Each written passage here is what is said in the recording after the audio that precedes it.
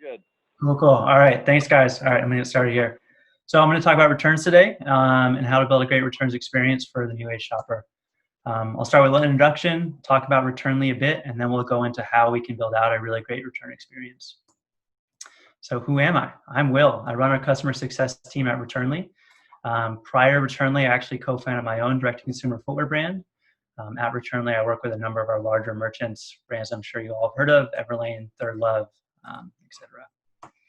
So before we jump in, what does Returnly do and what customers we serve? So we're a smart returns platform. We primarily sell to Shopify Plus brands. You can see a number of the logos we work with on the right. I want to talk a little bit about how we think about returns, and then we can go into why returns matter and how to build out a policy for your brand. There are really kind of three pillars of building a good return experience from our perspective. The first one is brand. And so what this means is, building a branded customer experience that sounds like your brand, looks like your website. So when the shopper is going through returns flow, it doesn't feel like they're going through a third-party website.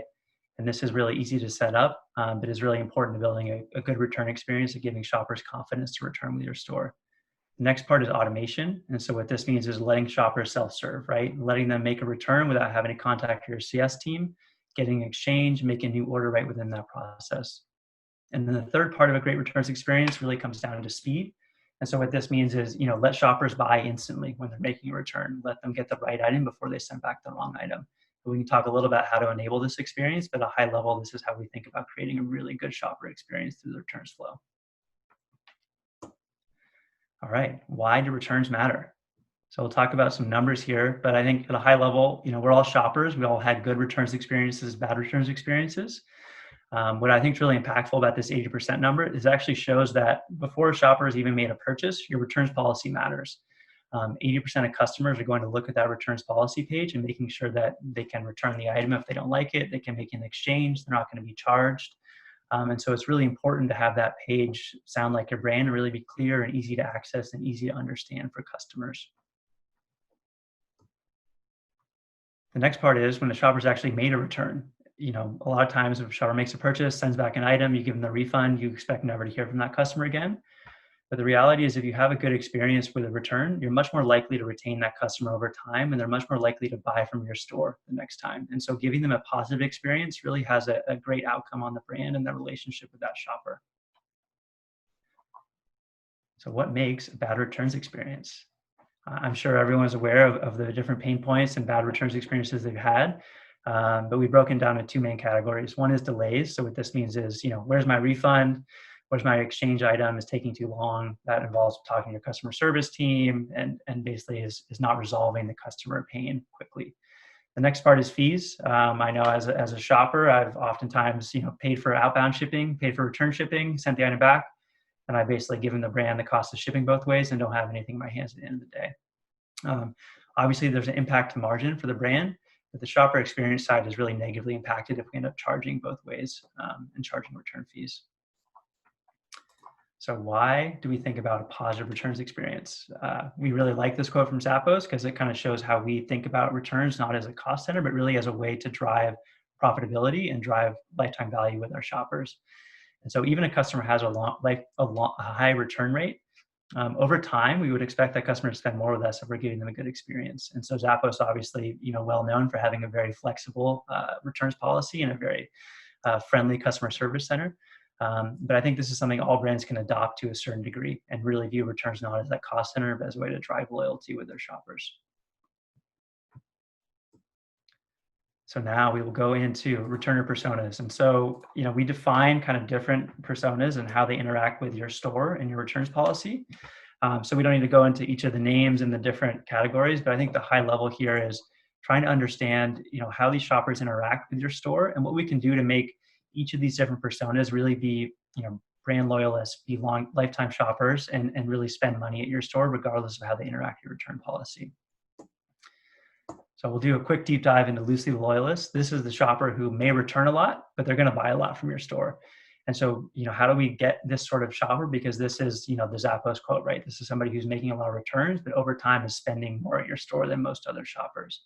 And so this comes down to having a flexible return policy, not being punitive with that returns policy, and really trying to drive a good experience for your customers at every touch point.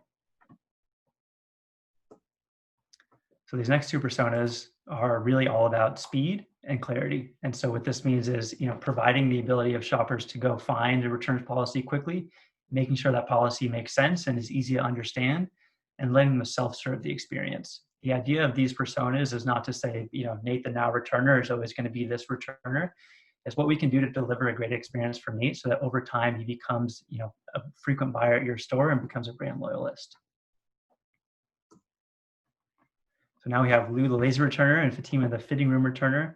So again, here the real focus is flexibility. So offering a return policy that allows for multiple returns, has a long eligibility window. This is how we satisfy this shopper. And again, over time, if we provide a good experience for this customer, most likely they're going to be more likely to rebuy.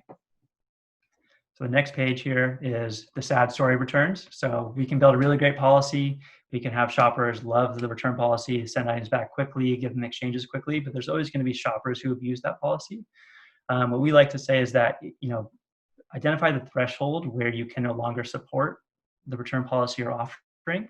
At the same time, recognize this is going to happen. And really identifying these shoppers is part of what the process is, and trying to weed them out from rebuying and having them have a different experience than others. But you shouldn't let the kind of edge case here affect the other shoppers that we want to drive loyalty with.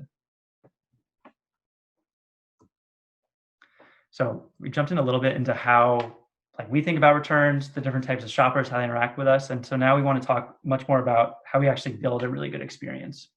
Good, better, best is kind of our framework here. Obviously, to build the best experience, we first need to put in the kind of foundation of a good returns policy.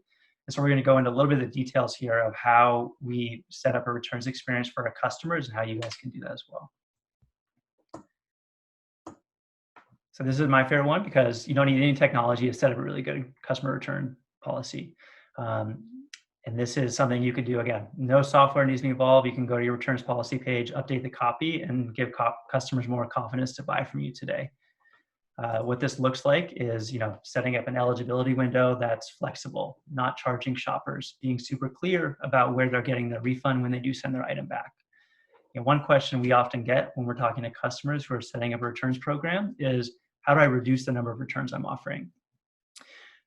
You can basically make shoppers never return an item, right? You can say you have one day to return it, this item's out of stock and you can't return it, whatever you want to do, but you can make returns go to zero. That's not really the right framework for how we set up a good customer experience, right? We want to think about setting a return policy that encourages conversions, encourages customer satisfaction, and makes customers confident that they can buy from you and buy again because they can return the item if they get the wrong one.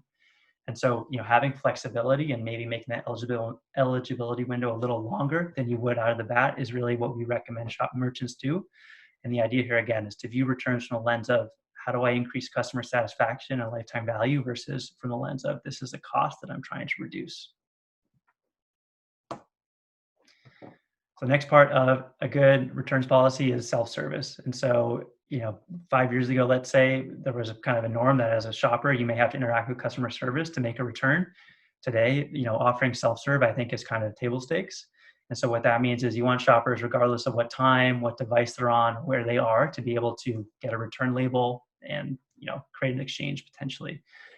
If you don't offer this, the downside is there's a cost to your team, right? You're going to have to interact with the customer, and all of the good stuff around speed and customer experience starts to erode if you're having to have a back and forth with every customer to create a return. So now we'll go into the better experience. So this really jumps into automation, using data and using some insights around the returns experience to drive something really positive for your customers. So the reason we want to build a good return experience is not just to get a bunch of returns and refund shoppers, is to actually convert those returns into exchanges, right? Or convert those shoppers into lifetime buyers. And so exchanges are the name of the game. How can we convert more returns into exchanges? So regardless of whether you do this manually or automatically, you really want to be able to have your shoppers request an exchange as part of the return flow, right? You don't want to have them make a return and then have to go outside of that process to say, hey, I want an exchange now. And so making this automated is obviously a great step forward. At the very least, allowing to kind of vote for an exchange as part of that return flow is really important. I do want to just highlight that, again, all the return stuff we're focused on here is really meant to drive these exchanges up over time. And obviously, the less friction you can create as part of this flow, the better that result will be. So this is one that doesn't kind of often get thought about around returns, but the tracking, right? So as a shopper, if I'm creating an order, I want to know when it's going to be delivered to my house, right? The same thing goes with a return. I want to be able to self-serve the information of, hey, when am I going to get a refund? When is my item going to get back to your warehouse? And when is that refund going to be processed? And, a lot of times we just direct a customer to a FedEx tracking page or UPS tracking page, but having that be a branded experience is really impactful, right? That's a high velocity page. A lot of customers are going to that tracking page to check in on their refund. And it's a great opportunity for the brand to remarket, upsell, and really provide like a great brand touch point in a place where you don't always think about that. The last thing I want to highlight here is, allowing shoppers to get that label. One of the most common things we see is shoppers forget to print the label, can't access the label, and just giving them a recurring touch point that's on brand and on the website where they can access that shipping label and then access the tracking status over time is really impactful in a positive way. Analytics. So there's a ton of stuff we can do with data around returns. We can talk a little bit about a few of what I think is kind of most important. We spend a lot of time with our customers focused on leveraging data and what that can do for them. Return reasons is in a lot of ways like one of the best insights we get from our customers in terms of what they like or don't like about our product, right? When somebody buys something and doesn't return, we don't actually know how they're interacting with that. When they select a return reason and send it back, we have very quantifiable and actionable information about what to do about that product. So a few ways we see this leveraged. One is, product and merchandising, right? If something's being returned because it's too small, do we have to update our product detail page? Do we need to actually fix the product and work with product development to make that product more aligned with traditional sizing, for example? The other thing this can provide insight into is, return policy. If shoppers are sending items back because they don't understand the policy or they're sending stuff back outside of the flow, this is something where we can get insight into that. The last thing here that I'll touch on is, a lot of times when items are damaged or shopper gets the wrong item, we don't actually have a great way to track that in a quantifiable measure. Having that as a return reason really lets you start to evaluate, do I need to change something about my operations to make sure that less items are getting to the shopper that they didn't order, for example, or that there's damaged items going out in a rate that's higher than it was last month? What do I need to look into there? And the idea of this is that it's kind of a constant feedback loop, right? Shoppers are basically telling you why they're sending items back, and you can use that information to go up funnel and improve product operations, marketing, merchandising, etc. So now we are going to get into the good stuff. So how do we build the best returns experience, right? This is going to come down to being omni-channel and really down to speed, right? So that means how do we build something that shoppers can get the right item before they even return the wrong item? So the first one is international returns. So this is, if you're on social media, you have global fans, people outside of where you're traditionally selling are interacting with your brand and interacting with your product potentially. What we talk about a lot with international returns is thinking about this as a way to create a consistent customer experience regardless of where the shopper is located, right? So in the US, you could have a really dialed return policy and a great returns experience, but if somebody in Canada wants to buy from your store, they may have trouble finding what the return policy is. They may not have confidence that if they don't like the item, they can send it back to you without being charged. By enabling that same information for the Canadian shopper, what you're able to do is hopefully juice conversions for that market, right? So what we would expect is as you lay the foundation for a policy that supports international shoppers, you actually see conversion and sales into that market increase over time. What we do at Returnly, and this is fairly standard, but when somebody creates a return, give them the return label and the customs documentation. The idea here is, again, to reduce the burden from the shopper side of having to do anything unique regardless of where they're returning from. And this is a great avenue to scale operations and grow over time. And definitely, as you go into new markets, coupling a new, marketing initiative with the returns experience for that segment is really important. In-store returns. So obviously, going in store is less of a thing in the time of coronavirus than it was prior, but returns are a great avenue to drive shoppers to your store. So this has a few benefits. One is somebody creates a return online, they get to the final returns page, give them the option to go in store or use that return label and drop it in the mail. If they're located near a store, you have a few advantages of driving there. One, you can reduce the cost of shipping. If they don't use that label, you're not paying for it. And two, driving them in store, over time, that should increase the customer loyalty and gives the customer a great touch point with your brand that you've invested a lot of money into. And so we really encourage leveraging this if you do have an offline presence. The other thing to highlight here is when a shopper goes into store, they may have access to other inventory or other items that they can rebuy that may not be available online. So really the goal here is turning a shopper who maybe is buying in a single channel into a multi-channel shopper. And over time, we've noticed that customers use this, the return shipping costs will go down, processing time goes down. This is a great way to do that. I see a couple of chats here. All right.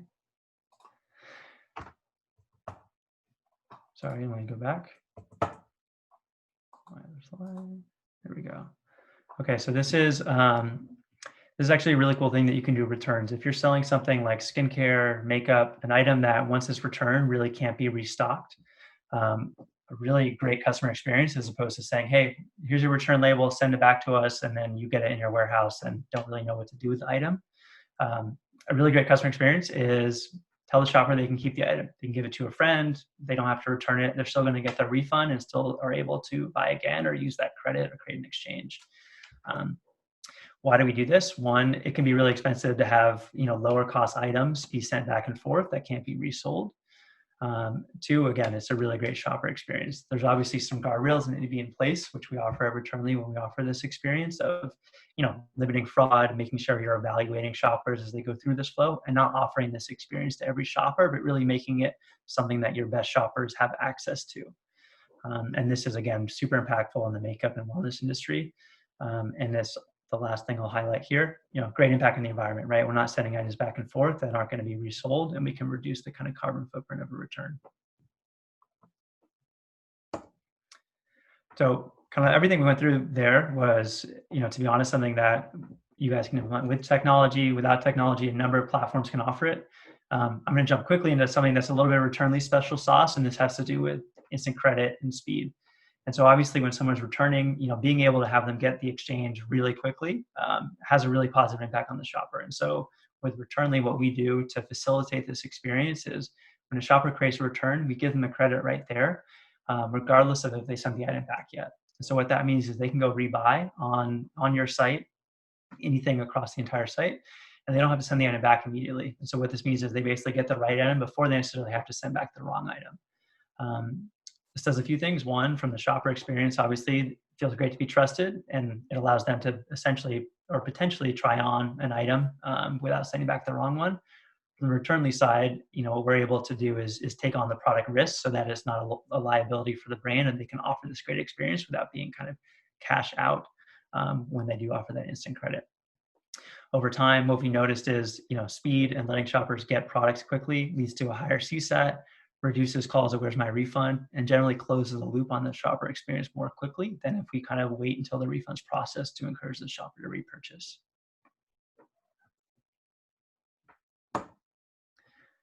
So high level, how are we going to make returns a competitive advantage? And so, and I guess why are we going to do that, right?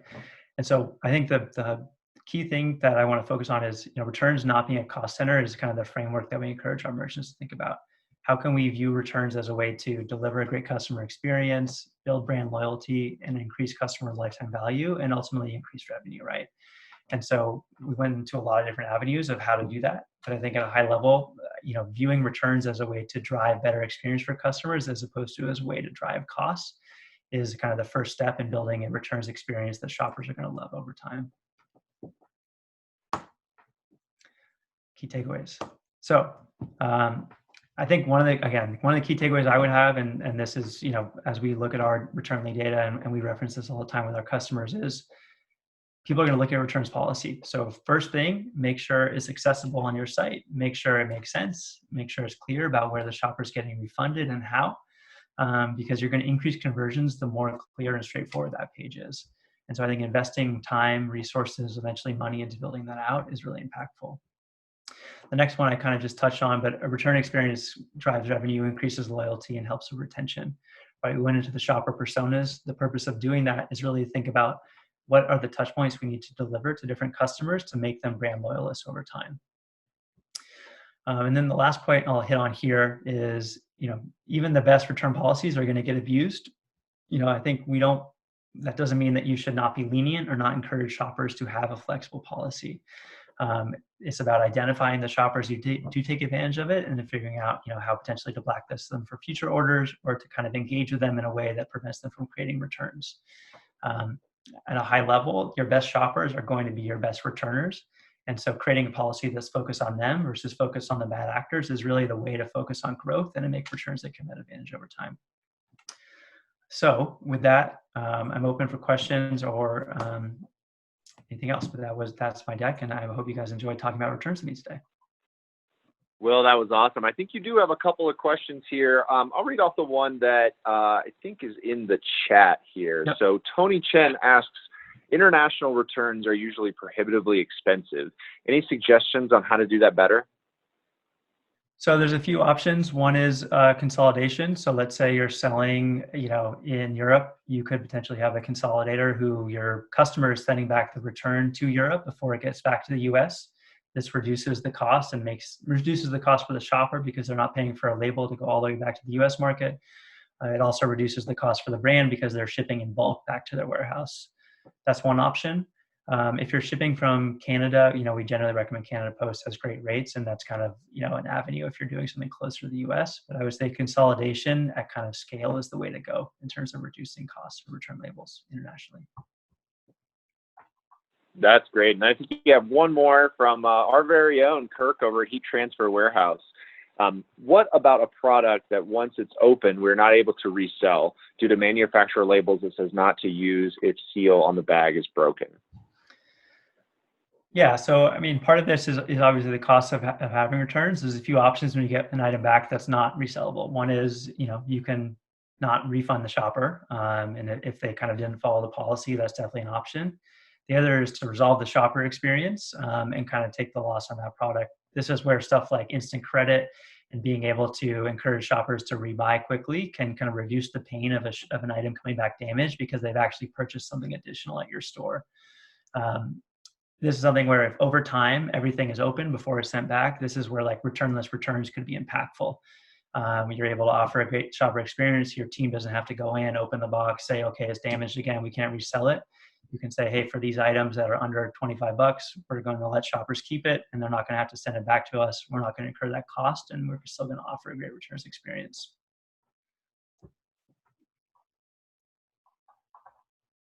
Wonderful. Thanks so much. I think. Yeah, thanks so much, Will. That was great. Will, I actually, I was taking a look at your bio, and I saw that you co-founded Blue Kicks over here. We were taking a look at your site. It's really cool. How'd you go from co-founding Blue Kicks to Returnly? That's a good question. I ask myself every day. Where did I go there? So I started Blue Kicks in 2012, and we actually were a very early customer of Returnly's. And so I knew a big chunk of the team. That was our returns platform. And once I started looking for new opportunities, it was kind of a no-brainer to talk to Returnly first, and there was a really great opportunity. And what I really like about customer success at Returnly specifically is like I get to work with all the brands that I used to talk to at trade shows, et cetera, right? Yeah.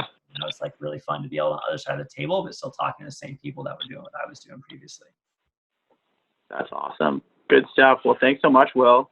Yep. Yeah, one of Noah's main blockers to buying anything online is the return policy. He's much more like an in-store guy, so I think we're going to have to try some outdoor voices or something like that and get him that Returnly experience.